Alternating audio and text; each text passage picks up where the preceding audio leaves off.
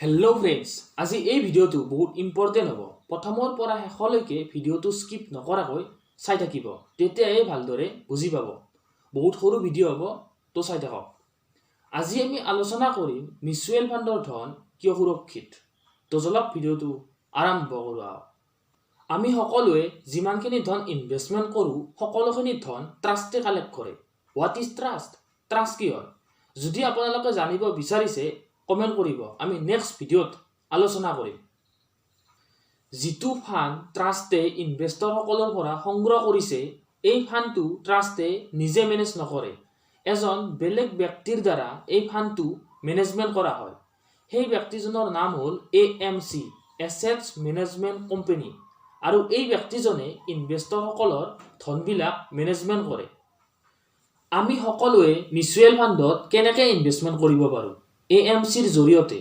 যদি AMC বন্ধ হৈ যায়, তেতিয়া আমাৰ সকলোৰে ধনবিলাক কি হ'ব? মাৰা যাব নিশ্চয়। 100% সুৰক্ষিত। কেনেকৈ?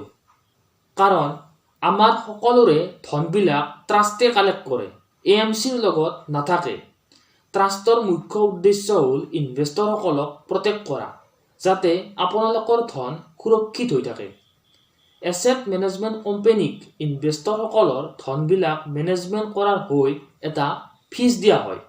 আৰু AMC যিবিলাক ছিকিউৰিটিজ বাই কৰে, সকলো ছিকিউৰিটিজ কাষ্টডিয়ানৰ কাষ্টডিত ৰখা হয়। কাষ্টডিয়ান কি হয়? কাষ্টডিয়ান বেছিভাগ বেংকে থাকে। ধৰি লওক আমি যদি সোণা ৰাখিবলগীয়া হয়, ক'ত থ'ম? লকাৰত থ'ম। ঠিক একেদৰে মিউচুৱেল ফাণ্ডৰ এছেটছবিলাক কাষ্টডিয়ানৰ কাষ্টডিত ৰখা হয়। এছেটছ মেনেজমেণ্ট কোম্পানী এটাৰ লগত একো নাথাকে, নাতো পইচা থাকে, নাতো এছেটছ থাকে। সকলো ইনভেষ্টৰৰ ধন ট্ৰাষ্টৰ তাত থাকে, আৰু মিউচুৱেল ফাণ্ডৰ এছেট কাষ্টডিয়ানৰ কাষ্টডিত ৰখা হয়।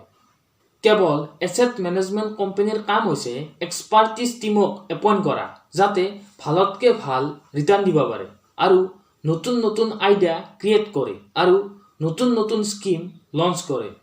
ধৰি লওক এটা এছেটছ মেনেজমেণ্ট কোম্পানী এক্সিট কৰিব খুজিছে, বন্ধ কৰিব খুজিছে। হয়তো ধনবিলাক সঠিকভাৱে মেনেজমেণ্ট কৰিব পৰা নাই বা অন্য কাৰণত।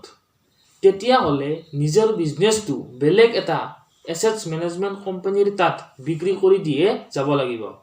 আজিলৈ এইখিনিয়ে আছিল।